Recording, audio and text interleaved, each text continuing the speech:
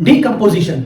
Decomposition का मतलब है जो डेड एनिमल या प्लांट टिश्यू या उनके फीकल मैटर हैं उनसे कॉम्प्लेक्स ऑर्गेनिक मॉलिक्यूल्स को, न्यूट्रिएंट्स को निकालकर उनको कन्वर्ट करना सिंपल इनऑर्गेनिक न्यूट्रिएंट्स में to be reutilised by the ecosystem.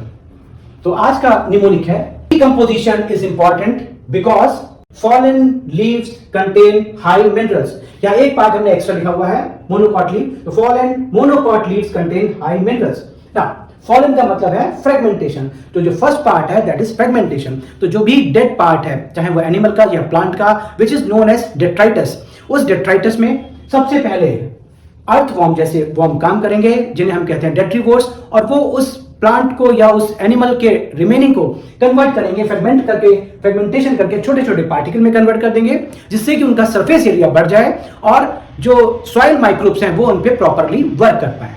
Then second part है लीव्स यानी कि लीचिंग। लीचिंग का मतलब है जो डेट्रीवोर्स ने उनको फ्रेगमेंट करके छोटे छोटे पीसेस में ब्रेक कर दिया ऑर्गेनिक कंपाउंड को, उसमें से इनऑर्गेनिक न्यूट्रिएंट्स हैं वो नीचे चले जाते हैं, लीच कर जाते हैं ग्राउंड को और एज प्रेसिपिटेट हो जाते हैं एज ए अनअवेलेबल न्यूट्रिएंट्स।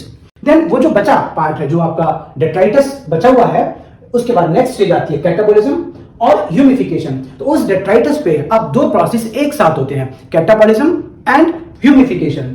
तो एक बायोलॉजिकल है और एक केमिकल है। तो कैटाबॉलिज्म केमिकल प्रोसेस है, यहां सॉइल बैक्टीरिया या सॉइल फंगस उस डेट्राइटस पे वर्क करते हैं और उसको कन्वर्ट कर देते हैं इनऑर्गेनिक सब्सटेंसेस में, सिंपल इनऑर्गेनिक सब्सटेंस में। दैट मीन जो कॉम्प्लेक्स ऑर्गेनिक सब्सटेंस थे, कार्बोहाइड्रेट या प्रोटीन, उनको उन्होंने ब्रेक कर दिया इनऑर्गेनिक सब्सटेंसेस में like carbon, nitrogen and phosphorus में। साथ ही साथ उसमें एच फॉर ह्यूमिफिकेशन, एक प्रोसेस ह्यूमिफिकेशन हो रहा है, ये बायोलॉजिकल प्रोसेस है।